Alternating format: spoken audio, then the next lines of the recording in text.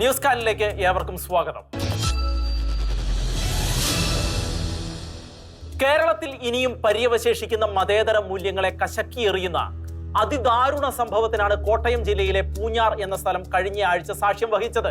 എല്ലായിടത്തെയും പോലെ നോമ്പുകാല ആരാധനാ ശുശ്രൂഷകൾ നടന്നുകൊണ്ടിരുന്ന പൂഞ്ഞാർ സെന്റ് മേരീസ് ചർച്ചിന്റെ പരിസരത്തേക്ക് എത്തിയ ഒരുപറ്റം ധിക്കാരികളായ ചെറുപ്പക്കാർ അവിടെ ബൈക്കുകളും 8ഓളം കാറുകളും ഉപയോഗിച്ച് സാഹസിക റൈഡിംഗ് നടത്തുമ്പോൾ പള്ളിയിൽ നടക്കുന്ന തിരുക്കർമ്മങ്ങൾക്ക് ആ ശബ്ദ കോലാഹലങ്ങൾ അലോസരമായപ്പോൾ പള്ളിയുടെ സഹവികാരി ഫാദർ ജോസഫ് ആറ്റുചാലിൽ അത് തടയുകയും ചെറുപ്പക്കാരോട് പള്ളി പരിസരം വിട്ട് പോകുവാൻ നിർദ്ദേശിക്കുകയും ചെയ്തു. അത്രയുമൊക്കെ കേട്ടാൽ സാമാന്യ ബോധമുള്ളവർ പുറത്തു പോകേണ്ടതാണ്. എന്നാൽ ആ ചെറുപ്പക്കാർ കുപിതരായി അച്ഛനോടും പള്ളി അധികാരികൾക്കും നേരെ ആക്രോശിക്കുകയും കയ്യേറ്റത്തിന് ശ്രമിക്കുകയും പിന്നെ കൊന്നു കളയാനെന്ന വണ്ണം അദ്ദേഹത്തിന് നേരെ വന്ന് കാറിടിപ്പിക്കുകയും ചെയ്തിട്ട് അവിടെ നിന്ന് കടന്നു കളയുകയും ചെയ്തു. ഓടിയെത്തിയ പള്ളി ഭാരവാഹികളും ഇടവക അംഗങ്ങളും ചേർന്ന് അച്ഛനെ ആശുപത്രിയിൽ എത്തിച്ച് അടിയന്തര ചികിത്സ നൽകി.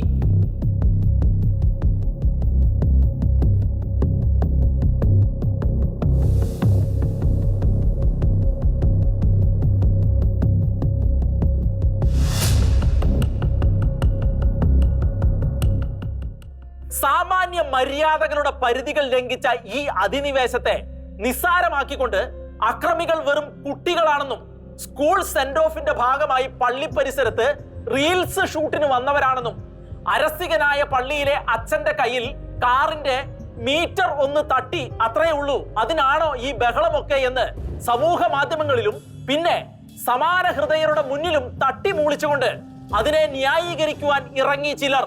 അത്തരക്കാരുടെ വാദഗതികളെ പൊളിച്ച് അടുക്കിക്കൊണ്ട് ക്രൂരമായ അക്രമത്തിന്റെ ദൃക്സാക്ഷി ഷെക്കാന ന്യൂസിനോട് പറഞ്ഞത് ഇങ്ങനെയാണ്. ഒരു 5-8 കാറ് പാഞ്ഞു വന്നിട്ട് നല്ല സ്ട്രെയിറ്റ് ആയിട്ടല്ല, നല്ല ലൈനായിട്ട് അങ്ങ് ഇട്ടു, നിരത്തി ഇട്ടു. കുറേ ഒരു 5 ബൈക്ക് വന്നു. അതിൽ ഒരു കാറ്, ഒരു നീല നിറമുള്ള കാറ് കുരിശുതൊട്ടിലിട്ട് ഭയങ്കരമായിട്ട് റേസ് ചെയ്ത് റൗണ്ട് ചെയ്ത് കറക്കി. അപ്പോൾ കൊച്ചച്ഛന് ഇവിടുന്ന് ഈ റേസ് ചെയ്ത് സൗണ്ട് കേട്ട് പാഞ്ഞു വന്നു. അപ്പോൾ അച്ഛൻ എന്നോട്, ഞാൻ ആ കിഴക്ക് ഭാഗത്തെ ഗേറ്റിൻ്റെ അടുത്തായിട്ട് കാർ ഇട്ടിരുന്നു. അച്ഛൻ കൈകൊണ്ട് കാണിച്ച് ഗേറ്റ് അടച്ചേരെ. ഈ തൊപ്പി വെച്ച് നിസ്കാര തൊപ്പി വെച്ച് അങ്ങനെ ആയിരിക്കും, മുസ്ലിങ്ങളുടെ ഒരു രീതിയിലുള്ള തൊപ്പിയുണ്ടല്ലോ. അപ്പം ഞാൻ എന്നാ ചെയ്തു, ഈ തൊപ്പി അച്ഛനും കൂടെ കൈകൊണ്ട് കാണിച്ചപ്പോൾ എനിക്ക് പെട്ടെന്ന് ക്ലിക്കായി. അച്ഛൻ ഈ സംഭവം പല പ്രാവശ്യം ആവർത്തിച്ചിട്ടുള്ളതാണ്, വരുന്നതാണ്. നമ്മുടെ കുരിശിന്റെ മുകളിൽ കയറി സെൽഫി എടുത്ത കഥകളൊക്കെ 2 കൊല്ലം മുമ്പ് ഉണ്ടായിട്ടുണ്ട്. ആണ്ട്രാ ഗേറ്റ് അടയ്ക്കുന്നു എന്ന് പറഞ്ഞു. ഇവന്മാർ നേരെ, ഞാൻ എൻ്റെ സൈഡിലെ ഗേറ്റ് അടിച്ചു. അപ്പോൾ കൊച്ചച്ഛൻ പടിഞ്ഞാറ് ഭാഗത്തെ ഗേറ്റ് അടയ്ക്കാൻ വേണ്ടി അങ്ങോട്ട് പോയി. ആ പോയ പോക്കിന് പകുതി ഭാഗമേ കൊച്ചച്ഛൻ ചെന്നുള്ളായിരുന്നു. അന്നേരത്തേന് ഈ ആണ്ട്രാ ഗേറ്റ് അടയ്ക്കുന്നു വിട്ടോളാൻ പറഞ്ഞു. അപ്പോൾ ഞാൻ ഗേറ്റ് അടയ്ക്കുന്നത് കണ്ടുള്ളവർ. അപ്പോൾ കൊച്ചച്ഛൻ ഗേറ്റ് അടയ്ക്കാൻ പോയതെന്ന് അറിയത്തുമില്ല. അപ്പോൾ എന്താണേലും ഹാഫ് സൈഡിൽ ചെന്ന് അച്ഛൻ റോഡിൽ നിന്ന് നടുക്കൂടെയല്ലേ പോകുന്നത്. ആദ്യമേ ഒരു ചുമന്ന കാർ ഇടിച്ചു. രണ്ടാമത് പോയ കാർ നന്നായിട്ട് ഇടിച്ചു വീഴ്ത്തി. അച്ഛൻ താഴെ വീണു. താഴെ വീണതിന് ശേഷം അച്ഛന് ആ വലത് സൈഡോട്ട് വീണപ്പോൾ അത് റോഡ് വിട്ടാ വീണ. റോഡിലോട്ട് വീണെങ്കിൽ അച്ഛന് മേളിക്കൂടെ വണ്ടി കയറി പോയേനെ. അങ്ങേയറ്റം ഭീകരമായ ഈ അക്രമം നടത്തിയത് ഈരാറ്റുപേട്ടയ്ക്ക് ചുറ്റുവട്ടത്ത് ജീവിക്കുന്ന കുടുംബങ്ങളിലെ ഒരുപറ്റം ടീനേജ് ചെറുപ്പക്കാരാണ്. അവരുടെ ഇടയിൽ ഇതര മതസ്ഥരെയും അവരുടെ ആത്മീയ മൂല്യങ്ങളെയും ബഹുമാനിക്കാത്ത രീതിയിലുള്ള വളർത്തുദോഷത്തിൽ പെട്ടുപോയതിന്റെ പിന്നിലുള്ള കാരണങ്ങൾ അറിഞ്ഞപ്പോൾ കേരളം മുഴുവൻ അക്ഷരാർത്ഥത്തിൽ നടുങ്ങിയിരിക്കുകയാണ്. എന്താണ് ഈ കേരളത്തിൽ ഇപ്പോൾ നടക്കുന്നത്? മറ്റുള്ളവരെ ബഹുമാനിച്ചും സ്നേഹിച്ചും മൂല്യാധിഷ്ഠിതമായി ജീവിച്ച് നന്നായി പഠിച്ച് ജീവിക്കേണ്ട ഈ പ്രായത്തിൽ ക്രൈസ്തവ പുരോഹിതന്മാരെ അവരുടെ പള്ളിമേടയിൽ കയറി ആക്രമിക്കുവാൻ ഇവരെ പ്രേരിപ്പിച്ച ഘടകം എന്തായിരുന്നു? അതിന് ലൈസൻസ് നൽകി പറഞ്ഞു വിട്ടതാരാണ്? അങ്ങേയറ്റം അപലപനീയമായ ഈ തെമ്മാടിത്തരത്തെ ന്യായീകരിക്കുവാൻ സമൂഹത്തിന്റെ മുന്നിലും സമൂഹ മാധ്യമങ്ങളിലും കിടന്ന് മെഴുകുന്ന സകല എണ്ണത്തിനും ഇതിന് ഉത്തരം പറയാനുള്ള ബാധ്യതയുണ്ട്. വേദപുസ്തകത്തിന്റെ ഉപദേശം നിമിത്തം ക്രൈസ്തവ സമുദായം സമൂഹത്തോട് കാണിക്കുന്ന സഹിഷ്ണുതയെ മുതലെടുത്തുകൊണ്ട് നിരന്തരമായി അവരുടെ മുകളിലേക്ക് മെക്കിട്ട് കയറിയാലും അവർ പ്രതികരിക്കാതെ ക്ഷമിച്ചോളും എന്ന ചിന്ത ഈ സമൂഹത്തിൽ സൃഷ്ടിക്കപ്പെട്ടിട്ടുണ്ട്. എന്നാൽ കൊത്തി പള്ളിമേടയിൽ വരെ കയറി കൊത്തുമ്പോഴും മിണ്ടാതെ വായും പൂട്ടിയിരുന്നാൽ പിന്നെ കണ്ണ് കൊത്തിപ്പൊട്ടിക്കുന്ന സാഹചര്യം ഉണ്ടാകുമെന്നറിഞ്ഞ ക്രൈസ്തവ സമൂഹം മുന്നും പിന്നും ആലോചിക്കാതെ കേരളത്തിലെ വിവിധ രൂപതാ തലങ്ങളിൽ പ്രതിഷേധം ശക്തമാക്കിയതോടെ കളി പാളുമെന്ന് അറിഞ്ഞ പോലീസ് സംഭവത്തിൽ പ്രതികളാക്കി 27 പേരെ അറസ്റ്റ് ചെയ്തു. 17നും 18നും ഇടയിൽ പ്രായമുള്ള +2 വിദ്യാർത്ഥികളാണ് ആക്രമിക്കപ്പെട്ടത് എന്ന യാഥാർത്ഥ്യം പുറത്തു വരുമ്പോൾ ഇത്ര ചെറുപ്രായത്തിൽ തന്നെ ഇതര മതസ്ഥരുടെ ആരാധനകളെ വികലമാക്കാനും അവരെ ആക്രമിച്ച് ഇല്ലാതാക്കുവാനുമുള്ള തരത്തിൽ ഇവർക്ക് കിട്ടിയ പഠിപ്പിക്കലുകൾ ആശങ്കാജനകം തന്നെയാണ്. കേരളത്തിലെ ഒരു പ്രധാനപ്പെട്ട മതവിഭാഗമായ ക്രൈസ്തവരുടെ ഒരു പുരോഹിതനെ പള്ളിമേടയിൽ കയറി കാർ ഇടിപ്പിച്ച് കൊല്ലാൻ നടത്തിയ ഈ നീക്കത്തെ വായി തുറന്നൊന്ന് അപലപിക്കാനോ സംഭവ സ്ഥലമോ അക്രമത്തിന് ഇരയായ വൈദികനെയോ ഒന്ന് സന്ദർശിക്കാനോ കഴിയാത്ത വിധത്തിൽ കേരളത്തിലെ ഭരണകൂടവും പ്രതിപക്ഷവും ഒരുപോലെ നിഷ്ക്രിയമായി പോയത് അങ്ങേയറ്റം അപലപനീയം തന്നെയാണ്. മറ്റൊരു മതസ്ഥരുടെ ഗോതയിൽ കയറിയാണ് ഇത്തരത്തിലൊരു തെമ്മാടിത്തരം കാണിച്ചിരുന്നതെങ്കിൽ ഒരു മാസത്തേക്ക് പ്രൈം ടൈമുകൾ അത് ആഘോഷമാക്കിയേനെ. ഇവിടെ മാധ്യമങ്ങളോ പരസ്യദാതാക്കൾക്ക് വേണ്ടി ദാസ്യപ്പണി എടുക്കുന്ന പത്രങ്ങളോ പിന്നെ സോഷ്യൽ മീഡിയയിലെ പോസ്റ്റ് മുതലാളിമാരോ എല്ലാവരും ഒരുപോലെ വാക്കും നാക്കും ഉളുക്കി മിണ്ടാട്ടമടക്കി ഇരിപ്പാണ്. പൂഞ്ഞാർ സംഭവത്തെ കുറിച്ച് കേരളത്തെ അറിയിക്കാതെ ഒതുക്കി വെക്കാൻ തീരുമാനിച്ചത് കേരളത്തിലെ മാധ്യമങ്ങൾ തന്നെയാണ്. കേരളത്തിലെ ചില പ്രത്യേക ലോബിയിങ്ങിന്റെയും എക്കോസിസ്റ്റത്തിന്റെയും പ്രതിഫലനം തന്നെയാണത്. ഇന്ത്യയുടെ മറ്റു ഭാഗങ്ങളിൽ അരങ്ങേറുന്ന ക്രൈസ്തവ പീഡനങ്ങളുടെ കഥകൾ, അതിന്റെ വിഭാഗീയതകൾ തീരുമാനിച്ച് അവസരോചിതമായി വിളമ്പുന്നവരുടെ പൂഞ്ഞാർ വിഷയത്തിലെ കനത്ത മൗനം അവരുടെ ക്രൈസ്തവരോടുള്ള കപട സ്നേഹത്തിന്റെ പൊള്ളത്തരം വിളിച്ചോതുന്നതായിരുന്നു. ഇതാണ് പണം കിട്ടുന്ന ഇടങ്ങളിലെ വാർത്തകൾ മറച്ചു വെക്കുകയെന്ന ദുർഗന്ധം വമിക്കുന്ന ജേർണലിസം. കേരളത്തിലെ ക്രൈസ്തവ ന്യൂനപക്ഷത്തിന് ഒരു പ്രതിസന്ധി വരുമ്പോൾ അത്രയ്ക്ക് ഭയപ്പെടുത്തുന്ന നിഷ്ക്രിയതയാണ് ഇപ്പോൾ ഈ കേരളത്തിലെ മാധ്യമ രംഗത്ത് അരങ്ങേറിക്കൊണ്ടിരിക്കുന്നത്.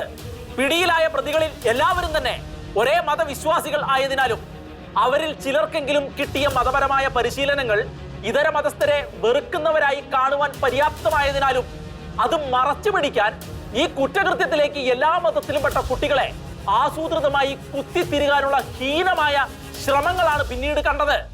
അങ്ങേയറ്റം വ്യാജമായ ഈ പ്രചാരണത്തിന് തുടക്കമിട്ടത് ഈരാറ്റുപേട്ടയിൽ നടന്ന സർവകക്ഷി യോഗത്തിൽ വെച്ച് ഒരു ഭരണകക്ഷി രാഷ്ട്രീയ പാർട്ടിയുടെ നേതാവായിരുന്നു. ആടിനെ പട്ടിയാക്കുന്ന തരത്തിലുള്ള കടുത്ത വ്യാജമായ ഈ പ്രചാരണം കൊണ്ട് നടക്കുന്ന തെറ്റിദ്ധരിപ്പിക്കൽ ശ്രമങ്ങൾ പൂർണ്ണമായി ഇല്ലാതാക്കാൻ പ്രതികളുടെ പേര് വിവരങ്ങൾ പോലീസ് പുറത്തുവിട്ടാൽ മതിയാകും. പ്രതികളുടെ പേരും ചിത്രങ്ങളും അടക്കമുള്ള വിവരങ്ങൾ പുറത്തുവിടാത്തത് അറിയുവാനുള്ള മനുഷ്യന്റെ അവകാശത്തിന്മേലുള്ള ഹീനമായ കൈകടത്തലുകൾ തന്നെയാണ്. നിസ്സാരമായ പെറ്റി കേസിന് പിടിയിലാകുന്ന പ്രതികളുടെ കുടുംബമടക്കമുള്ള വിവരങ്ങൾ പത്രക്കാർക്ക് വിളമ്പി നിർവൃതി അടങ്ങുന്ന പോലീസുകാർ എന്തിന്റെ പേരിലാണ് കൊലപാതക ശ്രമത്തിന് പിടിയിലായ 18 തികഞ്ഞ പ്രതികളുടെ പേര് പുറത്തുവിടാൻ തയ്യാറാകാത്തത്? ഇലക്ഷൻ അടുത്തതുകൊണ്ട് വോട്ട് ബാങ്കിനെ വെറുപ്പിക്കാതിരിക്കാനായിരിക്കണം കേരളത്തിലെ ഇടത് വലത് രാഷ്ട്രീയ തൊഴിലാളികൾ വായും പൂട്ടിയിരിക്കുന്നത്.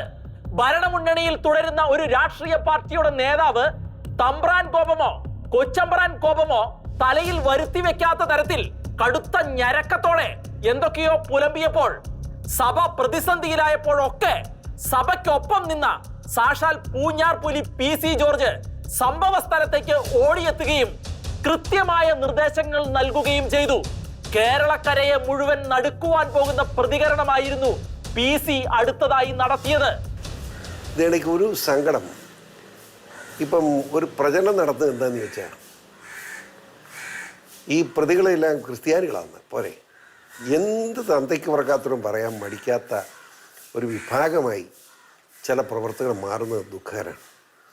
അറസ്റ്റ് ചെയ്യപ്പെട്ട 27 പേരും മുസ്ലിം വിഭാഗത്തിൽപ്പെട്ടവരാണ് എന്ന് മാത്രമല്ല, ഈയിടെ NIA അറസ്റ്റ് ചെയ്ത പോപ്പുലർ ഫ്രണ്ട് നേതാവിൻ്റെ മകനാണ് ഒരു പ്രതി. അപ്പോൾ പിന്നെ ഇനി കൂടുതൽ വർത്തമാനം പറയണ്ടല്ലേ, ഞാൻ അത്രയും പറയേണ്ടെന്ന് തീരുമാനിച്ച, പക്ഷേ ഇത് പറയാതിരിക്കാൻ മേലാത്തതുകൊണ്ട് പറയുക. NIA അറസ്റ്റ് ചെയ്ത പോപ്പുലർ ഫ്രണ്ടിൻ്റെ നേതാവിൻ്റെ മകനാണ്. വേറൊരു രസം കൂടെ പറയാം. ഇപ്പോൾ അവിടുത്തെ ക്രിസ്ത്യാനികൾ 5 പേരെ കണ്ടാലറിയാവുന്ന 5 പേരെ ഒരു കേസെടുത്തിട്ടുണ്ട്. അത് സ്പെഷ്യൽ ബ്രാഞ്ചിലെ ഒരു ഉദ്യോഗസ്ഥൻ ഒരു പോലീസുകാരൻ്റെ മൊഴിയുടെ അടിസ്ഥാനത്തിൽ. ആ ഉദ്യോഗസ്ഥൻ ആരാന്നറിയാവും? NIA അറസ്റ്റ് ചെയ്ത പോപ്പുലർ ഫ്രണ്ട് നേതാവിൻ്റെ അനിയന. മതിയോ? ഒരു കൂടുതൽ വർത്തമാനം പറയണം.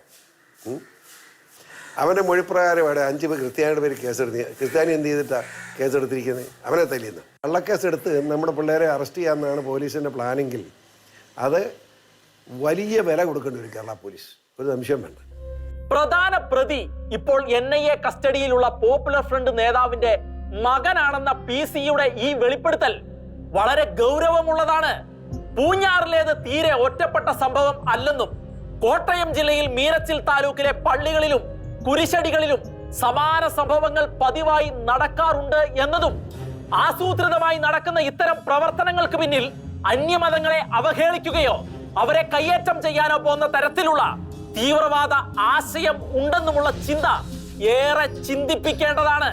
അതിനാൽ ഇത്തരം കുറ്റകൃത്യങ്ങൾക്ക് പ്രേരിപ്പിക്കുന്നവരെ കണ്ടെത്താനുള്ള ഊർജിത ശ്രമം പോലീസിന്റെ ഭാഗത്ത് നിന്ന് ഉണ്ടായില്ലെങ്കിൽ ഈ കേസ് NIA തന്നെ ഏൽപ്പിക്കണമെന്ന ആവശ്യമാണ് ഇപ്പോൾ ഉയരുന്നത്. പാലാ MLA മാണി C കാപ്പൻ ആരെയും കൂസാതെ ആ നിലപാട് തുറന്നു പറഞ്ഞിട്ടുണ്ട്. തീവ്രവാദത്തെ പിന്തുണയ്ക്കുന്ന തരത്തിൽ ഇവിടെ മുമ്പുണ്ടായിരുന്ന പച്ചവെളിച്ചം വാട്സപ്പ് ഗ്രൂപ്പിന്റെ ചില പര്യവശേഷിപ്പുകൾ ഈരാറ്റുപേട്ടയിലെ പോലീസ് സ്റ്റേഷനെ ചുറ്റിപ്പറ്റി ഉണ്ടെന്ന പുതിയ വിവരങ്ങളും ഇതിനോടനുബന്ധമായി ഗൗരവമായി തന്നെ അന്വേഷിക്കപ്പെടേണ്ടതാണ്. അതിന് NIA തന്നെയാണ് ബെസ്റ്റ്. പ്രായപൂർത്തിയായിട്ടില്ലാത്ത കുട്ടികൾ ഇത്തരത്തിലുള്ള ക്രൂരകൃത്യങ്ങളിൽപ്പെട്ട് നിയമ കുരുക്കിൽപ്പെട്ടു പോകുന്നത് അങ്ങേയറ്റം അപലപനീയം തന്നെയാണ്.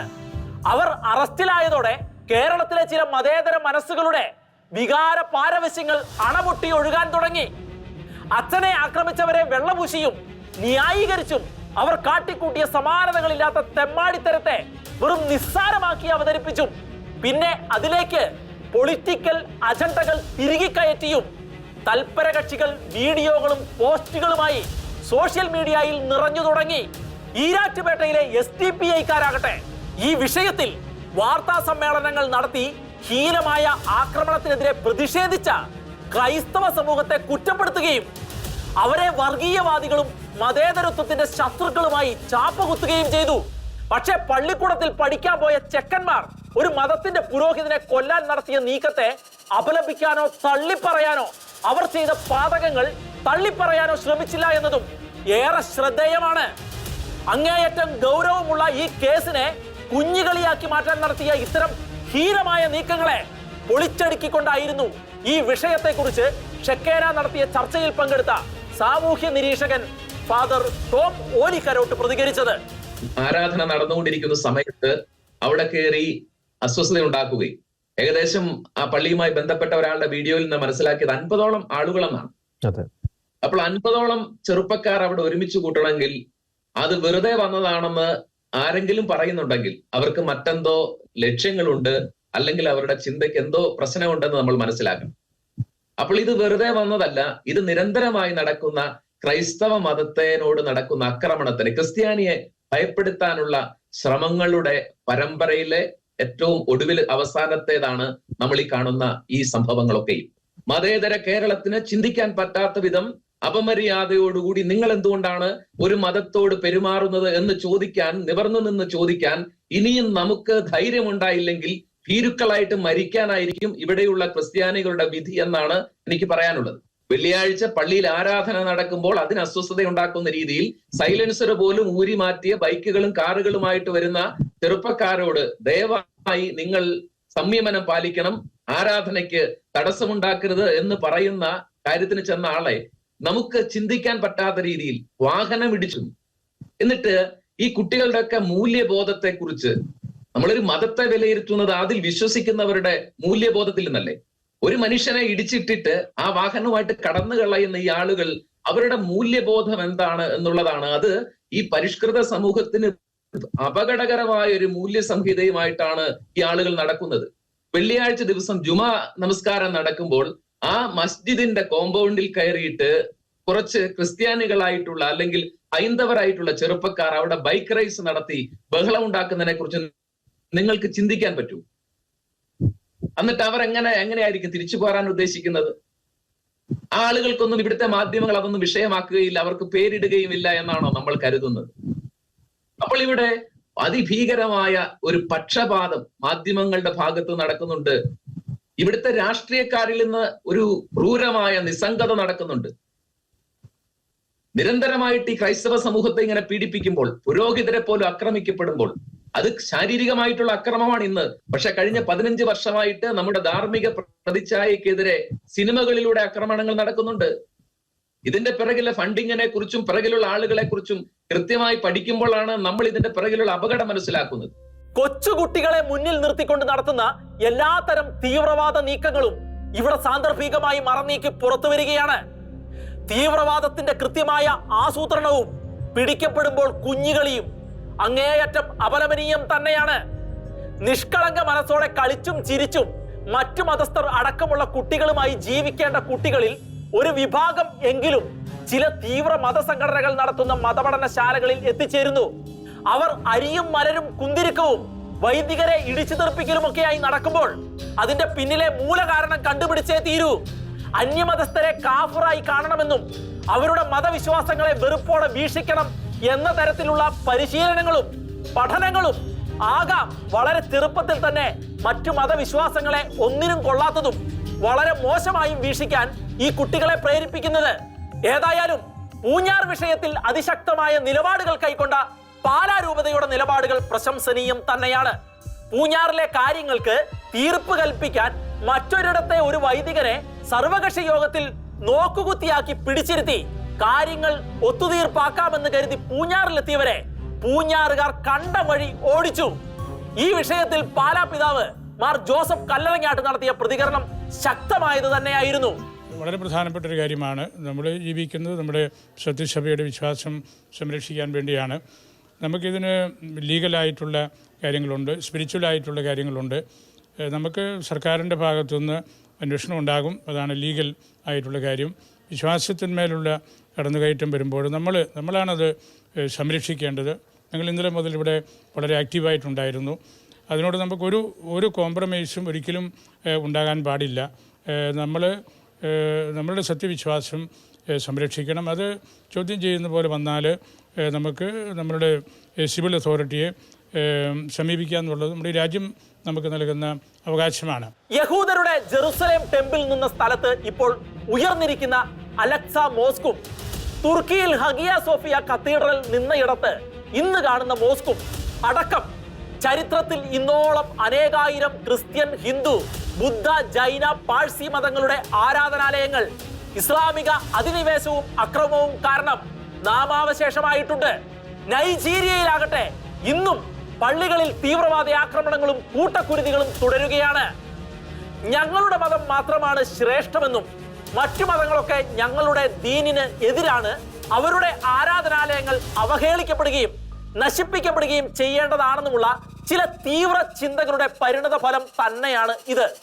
അത്രയും ശക്തമായ ഒരു നീക്കം പൂഞ്ഞാർ സംഭവത്തിന്റെ പിന്നിലുണ്ടോ എന്ന് വ്യക്തമല്ല. എന്നാൽ കടുത്ത മതസ്പർദ്ധ ജനിപ്പിക്കുന്ന തരത്തിലുള്ള നീക്കം തന്നെയായിരുന്നു പൂഞ്ഞാറിൽ നടന്നത്. ഇവിടെ പ്രതികളാക്കപ്പെട്ട മൈനറായ കുട്ടികളെ കുറിച്ച് ശരിക്കും സഹതാപം തന്നെയുണ്ട്.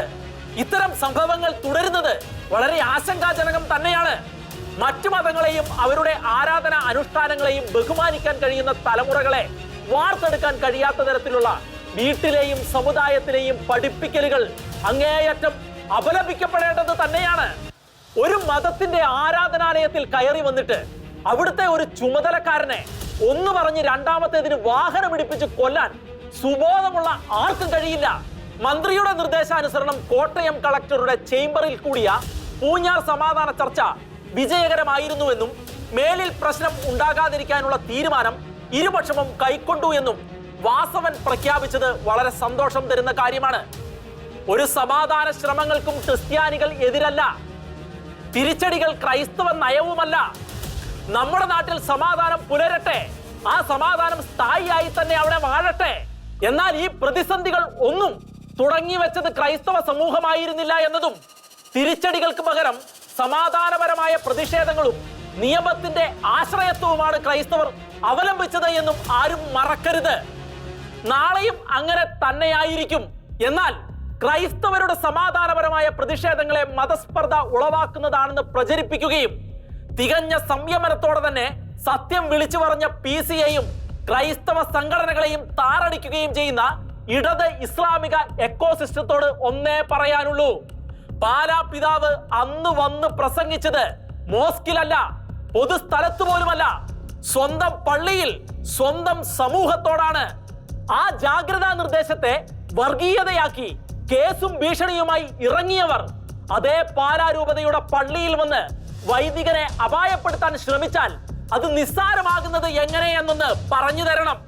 അന്ന് 1 മാസത്തോളം അയ്യോ വർഗീയത, പാലാ ബിഷപ്പിനെ ഇപ്പോൾ തന്നെ അറസ്റ്റ് ചെയ്യണം എന്ന് പറഞ്ഞ് ആക്രോശിച്ച മാധ്യമ പുങ്കവന്മാരും പൂഞ്ഞാർ വിഷയത്തിൽ മാളത്തിൽ ഒളിച്ചതിന്റെ കാരണം പറഞ്ഞു തരണം. കേരളത്തിൽ ബൈബിൾ കത്തിച്ചും ക്രിസ്മസ് പുൽക്കൂട് നശിപ്പിച്ചും പന്നിയിറച്ചി വിതരണം ചെയ്തു എന്ന് പറഞ്ഞ് എരുമേലിയിലെ സെന്റ് തോമസ് സ്കൂൾ അടിച്ചു തകർത്ത് അധ്യാപകരെ തല്ലിച്ചതച്ചും കാഞ്ഞിരപ്പുഴ ഹോളി ഫാമിലി സ്കൂൾ ആക്രമിച്ചും കരുനാഗപ്പള്ളി ഗേൾസ് സ്കൂൾ അടിച്ചു തകർത്തും Mananthavady Little Flower School, Kasaragod Pallikkara School, Kozhikode Providence Girls School, Thiruvallam Christ Nagar School, Thalassery Saint Joseph School, Malappuram Saint Gemma's തുടങ്ങിയ സ്കൂളുകളിലേക്ക് ഇസ്ലാമിക തീവ്രവാദികൾ ഭീഷണി മുദ്രാവാക്യങ്ങളുമായി വന്നതും ക്രൈസ്തവർ വിശുദ്ധമായി കാണുന്ന കുരിശിൽ കയറി നിന്ന് ഫോട്ടോ എടുത്ത് അതിനെ പരിഹാസ്യമാക്കിയും വയനാട്ടിൽ വിദ്യാർത്ഥിനികൾ പർദ്ദ ധരിച്ചെന്ന് പറഞ്ഞ് വൈദികരെയും കന്യാസ്ത്രീകളെയും തടഞ്ഞുവെച്ച് മാപ്പ് പറയിപ്പിച്ചും നാർക്കോട്ടിക്കിന്റെ ദോഷങ്ങളെ കുറിച്ച് പള്ളിയിൽ തന്റെ ജനത്തോട് സംസാരിച്ചതിന്റെ പേരിൽ പാലാ പിതാവിനെതിരെ കൊലവിളികൾ നടത്തിയും അമൽ ജ്യോതി കോളേജിൽ അഴിഞ്ഞാടിയും ഇങ്ങനെ നിരവധി അധിനിവേശങ്ങൾക്ക് ശേഷം നടക്കുന്ന ഒന്നാണ് പൂഞ്ഞാറിലെ അക്രമം എന്നത് അധികാരികളെ ഒന്നുകൂടി ഓർമ്മിപ്പിക്കുകയാണ്. കുട്ടിക്കളിയെ വർഗീയവൽക്കരിക്കുവാൻ ക്രൈസ്തവ സമൂഹം ശ്രമിക്കുന്നു എന്ന് ആരോപിക്കുന്നവർ ഈ ചോദ്യങ്ങൾക്കെല്ലാം ഉത്തരം പറയേണ്ടിയിരിക്കുന്നു. പൂഞ്ഞാറിൽ നടന്നത് ഒരുതരം ഭീകര പ്രവർത്തനം തന്നെയാണ് എന്ന് KCBCയും പൂഞ്ഞാറിലേത് ആദ്യ സംഭവമൊന്നും അല്ല എന്നും കുറെ നാളുകളായി തുടർച്ചയായി പല പള്ളികളിലും ഇത്തരം സംഭവങ്ങൾ ആവർത്തിച്ചുകൊണ്ടിരിക്കുകയാണ് എന്ന് സീറോ മലബാർ സഭയും പറഞ്ഞതോടെ കാര്യങ്ങളുടെ കിടപ്പുവശം ഇപ്പോൾ പലരും മനസ്സിലാക്കി തുടങ്ങി. ഇത് ഇന്നും ഇന്നലെയും തുടങ്ങിയതല്ല എന്ന് സഭ പറയുമ്പോൾ അതിന്റെ യാഥാർത്ഥ്യം എന്താണെന്ന് അറിയുന്നവർ അത് മറച്ചു പിടിക്കുന്നതല്ലേ ഇപ്പോഴത്തെ പ്രശ്നങ്ങൾക്ക് കാരണം? കുട്ടിക്കളിയെ വർഗീയവൽക്കരിക്കാൻ ക്രൈസ്തവ സമൂഹം ശ്രമിക്കുന്നു എന്ന് ആരോപിച്ചവർ ഈ ചോദ്യങ്ങൾക്കെല്ലാം ഉത്തരം പറയേണ്ടി വരും. ഏതാനും വർഷങ്ങളായി തെക്കൻ മേഖലയിലെ ക്രൈസ്തവർ ഇസ്ലാമിക തീവ്ര മനസ്കരിൽ നിന്ന് വലിയ ഭീഷണികളാണ് നേരിട്ടുകൊണ്ടിരിക്കുന്നത് എന്നത് അവിടുത്തെ ജനം പറയുന്നു. സ്ഥലങ്ങൾ കയ്യേറുന്നു, തങ്ങളുടെ പെൺകുട്ടികളെ ചിലർ സംഘമായി വന്ന് തട്ടിക്കൊണ്ടുപോകുന്നു, സംഘമായി വന്ന് കോടതിയിൽ നിന്നും കൂട്ടിക്കൊണ്ടുപോകുന്നു, പള്ളി പരിസരങ്ങളിലും സൺഡേ സ്കൂൾ സമയത്തും ചിലർ റോന്തു ചുറ്റുന്നു, ആൺകുട്ടികളെ വരെ ഭീഷണിപ്പെടുത്തുന്നു. ഇവരെ കയറൂരി വിടുന്നത് ആരാണ്? ഇതൊന്നും ഇവിടെയുള്ള ബഹുഭൂരിപക്ഷം വരുന്ന മുസ്ലിം സഹോദരങ്ങൾ അല്ലായിരിക്കാം ചെയ്യുന്നത്. എന്നാൽ ഈരാറ്റുപേട്ടയെ ഒരു നാട്ടുരാജ്യമാക്കി മാറ്റി ഒരു കൂട്ടം പേർ നിയമം ലംഘിച്ചും രാഷ്ട്രീയ ഭരണ സംവിധാനങ്ങളെ വകവയ്ക്കാതെയും ഭീകരാന്തരീക്ഷം സൃഷ്ടിച്ചിരിക്കുന്നു. ഇതേ ഈരാറ്റുപേട്ടയിൽ നിന്നാണ് NIA പല തീവ്രവാദികളെയും പൊക്കിയിട്ടുള്ളത്. IS ആശയങ്ങൾ പേറി പോയവരിലും മതത്തിന്റെ പേരിലുള്ള കൊലപാതകങ്ങളിൽ നേരിട്ട് പങ്കെടുത്തവരിലും ഈരാറ്റുപേട്ടക്കാരുണ്ട്. അതുകൊണ്ട് തന്നെ നല്ലവരും സമാധാനകാംക്ഷികളുമായ ഈരാറ്റുപേട്ടയിലെ മുസ്ലിം സഹോദരർ തങ്ങളുടെ ഇടയിൽ മറഞ്ഞിരിക്കുന്ന തീവ്രവാദികളെ തള്ളിപ്പറയാൻ തയ്യാറാകണം. അല്ലെങ്കിൽ അവർ രാജ്യത്തിനും ഇതര മതസ്ഥർക്കും ഭീഷണിയാണ്. പൂഞ്ഞാർ ക്രൈസ്തവരെ ഓർമ്മിപ്പിക്കുന്ന പ്രധാന കാര്യം ക്രൈസ്തവ സമുദായത്തിന്റെ അത്യാവശ്യ ഘട്ടങ്ങളിൽ അവർക്ക് വേണ്ടി സംസാരിക്കാൻ വിരലിൽ എണ്ണാവുന്ന രാഷ്ട്രീയ നേതാക്കളും മാധ്യമങ്ങളും മാത്രമേ ഉള്ളൂ എന്നതാണ്. ക്രൈസ്തവർക്കൊപ്പം നിൽക്കുന്ന PC ജോർജും പിന്നെ പൂഞ്ഞാർ ഇടവക ആവശ്യപ്പെട്ട NIA അന്വേഷണത്തെ പിന്താങ്ങിയ പാല MLA മാണി C കാപ്പനും ഈ വിഷയത്തിൽ പിന്തുണ നൽകിയ അപൂർവം ചിലരും മാത്രം. ഏതായാലും സമാധാന യോഗത്തിലെ തീരുമാനങ്ങൾ നടപ്പിലാകട്ടെ, നിയമം നിയമത്തിന്റെ വഴിക്കും പോകട്ടെ. ഈ വിഷയത്തിൽ ക്രൈസ്തവർ കാട്ടിയ അനിതര സാധാരണമായ ഐക്യം തുടർന്നും ശക്തമായി തന്നെ നിലനിൽക്കട്ടെ. കേരളത്തിൽ ഇനിയും മതേതര മൂല്യങ്ങൾ എന്തെങ്കിലും പര്യവശേഷിക്കുന്നുണ്ടെങ്കിൽ അതെല്ലാം മത തീവ്രവാദത്തിന്റെ കരാളഹസ്തത്തിൽ ഞെരിഞ്ഞ് അമരുന്ന കാഴ്ചകളിൽ ഏറ്റവും പുതിയതാണ് ഇത്തിഫാദ എന്ന പേരിൽ പ്രചരിപ്പിക്കുന്ന കലോത്സവത്തിന്റെ പോസ്റ്ററും പരസ്യവും.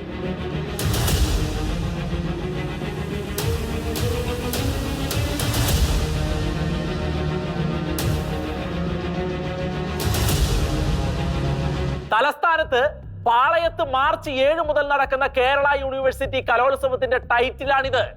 അധിനിവേശങ്ങൾക്കെതിരെ കലയുടെ പ്രതിരോധം എന്ന് മേമ്പൊടി പൂശിക്കൊണ്ട് ഹമാസ് തീവ്രവാദികളുടെ ജൂത ആക്രമണത്തോട് ബന്ധമുള്ള ഇന്തിഫാദ എന്ന പേര് നൽകുകയും പലസ്തീൻ ഭൂപടത്തിൽ ഉൾച്ചേർത്ത സ്കാർഫ് പാറ്റേണിനെ കുറിച്ചും സൂചന നൽകുന്ന തരത്തിൽ പോസ്റ്റ് ഇറക്കി ഒറ്റ നോട്ടത്തിൽ പോപ്പുലർ ഫ്രണ്ടിന്റെ പതാകയോട് സാമ്യം തോന്നിക്കുന്ന നിറവും ഡിസൈനുമായി കാണുന്ന ഈ കലോത്സവ പരസ്യം ശരിക്കും ഭയാനകമാണ്.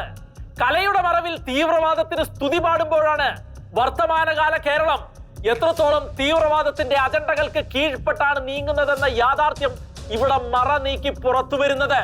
അറബി ഭാഷയിൽ ഇത്തിഫാദ എന്ന പദത്തിന് പ്രക്ഷോഭമെന്നും കുരുക്കമെന്നുമൊക്കെയാണ് അർത്ഥമുള്ളത്. ഇസ്രായേലിനെതിരായ ഹമാസിന്റെ പ്രതിഷേധത്തിന്റെ ഘട്ടങ്ങളെ ചിത്രീകരിക്കാൻ ഉപയോഗിക്കുന്ന ഈ പദത്തിന്റെ വിവക്ഷ എല്ലായ്പ്പോഴും അക്രമാസക്തമായ തീവ്രവാദ പ്രവർത്തനങ്ങളോടും ബന്ധമുള്ളത് തന്നെയാണ്. അത്തരത്തിലുള്ള ഭീകരാക്രമണ പ്രവർത്തനങ്ങളുമായുള്ള ബന്ധത്തിന് പരക്കെ അംഗീകരിക്കപ്പെട്ട ഒരു പദമെടുത്ത് എല്ലാ മതസ്ഥരായ വിദ്യാർത്ഥികൾ കൂടി പങ്കെടുക്കുന്ന പൊതുപരിപാടികൾക്ക് നൽകാൻ ഇടതു യൂണിയൻ ആവേശം കാണിക്കുമ്പോൾ കമ്മ്യൂണിസ്റ്റ് ചേരികളിൽ കടന്നുകൂടിയിരിക്കുന്ന തീവ്ര ചിന്താഗതികൾ നമ്മുടെ നാടിന്റെ സമാധാന ജീവിതത്തിന് തന്നെ ഭീഷണിയായി മാറുകയാണ്. ശുംഭൻ എന്ന് പറഞ്ഞാൽ പ്രകാശം പരത്തുന്നവൻ ആണെന്ന് പണ്ട് തട്ടിമൂളിച്ചതുപോലെ ഇനി ഇന്തിഫാദ എന്ന അറബി വാക്കിന്റെ നാനാർത്ഥങ്ങൾ വിശദീകരിച്ചും ആ പദം പ്രതിഷേധത്തെ സൂചിപ്പിക്കാൻ ഉപയോഗിക്കുന്നതാണെന്നും പറഞ്ഞ് ന്യായീകരണ കമ്മിറ്റിക്കാർ വന്നേക്കാം. തങ്ങൾ മാത്രമാണ് കേരളത്തിലെ മതേതരത്വത്തിന്റെ മൊത്ത കച്ചവടക്കാരെന്ന് തള്ളി മറിച്ച് നടക്കുന്ന ഇടത് കോമരങ്ങൾക്ക് ആവിഷ്കാര സ്വാതന്ത്ര്യം കലശലാകുമ്പോൾ നിരന്തരമായി തളപ്പിട്ട് കയറുന്നത് ക്രൈസ്തവരുടെ വിശുദ്ധ കുരിശിലാണ്. അതിൽ അശ്ലീല സാഹിത്യം എഴുതുമ്പോഴാണ് അവർക്ക് ആവിഷ്കാര സ്വാതന്ത്ര്യം വയറു നിറയെ കിട്ടുന്നത്. എന്നാൽ ക്രൈസ്തവരുടേത് അല്ലാത്ത മറ്റ് ന്യൂനപക്ഷങ്ങളുടെ മതസംജ്ഞകളെ പ്രതീകാത്മകമായി പോലും ആവിഷ്കാര സ്വാതന്ത്ര്യത്തിന്റെ പരിധിയിലേക്ക് കൊണ്ടുവരുവാൻ ത്രാണിയില്ലാതെ മുട്ടുവിറച്ച് നിൽക്കുന്നവരുമാണ് ഈ മതേതര കാവലാളുകൾ എന്ന് പറയാതെ തരമില്ല. മുൻപ് ഒരു സംസ്ഥാന സ്കൂൾ കലോത്സവ അവതരണ ഗാനത്തിന് തീവ്രവാദികളുടെ വേഷമിട്ടയാൾ വേദിയിൽ എത്തിയതിന് ജാമ്യമില്ലാത്ത വകുപ്പിലാണ് അവർക്കെതിരെ ഈ സർക്കാർ കേസെടുത്തതെന്ന് ഓർക്കണം. ഒരു മതത്തോടും കൂറോ പിണക്കമോ കാണിക്കാതെ നിഷ്പക്ഷമായ നിലപാടുകളിലൂടെ തെളിയിക്കേണ്ട ഭരണകൂടത്തിന്റെ മതേതര പ്രതിബദ്ധതയെ ഇപ്പോൾ തീവ്ര ചിന്താഗതികൾ വിഴുങ്ങുകയാണ്. അതേ ബലത്തിലാണ് കഴിഞ്ഞ നാളുകളിൽ പാലാ സെന്റ് തോമസ് കോളേജിൽ നടന്ന കലോത്സവത്തിന്റെ വേദികൾക്ക് പലസ്തീൻ എന്നും ബാബറി എന്നും ഒക്കെ പേര് ചാർത്താൻ ഈ കപട മതേതരവാദികൾക്ക് കഴിഞ്ഞത്. അവിടുത്തെ പ്രിൻസിപ്പാൾ അച്ഛൻ തക്ക സമയത്ത് വന്ന് അതെല്ലാം വലിച്ച് തോട്ടിലെറിഞ്ഞതുകൊണ്ട് അത് ചീറ്റിപ്പോയി. എന്നാൽ മതേതര പുണ്യവാളന്മാർ ഭരിക്കുന്നിടത്ത് അവർ തീവ്ര ആശയങ്ങൾ തന്നെ എടുത്തു വീശുകയാണ്. ഒന്നുകൂടി വ്യക്തമായി പറഞ്ഞാൽ കമ്മ്യൂണിസ്റ്റുകൾക്ക് തീവ്ര ഇസ്ലാമിക നിലപാടുകൾ പൊതു ഇടങ്ങളിൽ അലങ്കാരവും മറ്റ് മതങ്ങളുടെ മതേതരത്വങ്ങൾ ആവിഷ്കാര സ്വാതന്ത്ര്യത്തിന്റെ മറവിൽ വികലമായി കാണിക്കാനും ഉള്ളതാണ്. അതാണ് കേരള മോഡൽ മതേതരത്വം. എല്ലാവരും അത് അംഗീകരിച്ചോണം, മിണ്ടാട്ടമടക്കി സ്തുതിപാടി ഇരുന്നോണം. എന്റെ കയ്യിൽ ഉഗ്രനാശ ശേഷിയുള്ള ഒരു ആറ്റം ബോംബ് ഇരിപ്പുണ്ടെന്നും കൂടുതൽ കളിച്ചാൽ അത് താനെടുത്ത് പൊട്ടിക്കുമെന്നുമുള്ള കിറ്റത്ത് സാബുവിന്റെ വെല്ലുവിളി കേട്ട് തിരുവനന്തപുരം വിറകൊണ്ട് ഇരിക്കുകയാണ്. സാബു അത് പൊട്ടിക്കുമോ? കടുത്ത ആകാംക്ഷയോടെ കേരളത്തിലെ ജനങ്ങൾ കാത്തിരിക്കുകയാണ്. ന്യൂസ് സ്കാനുമായി ഇനി അടുത്തയാഴ്ച.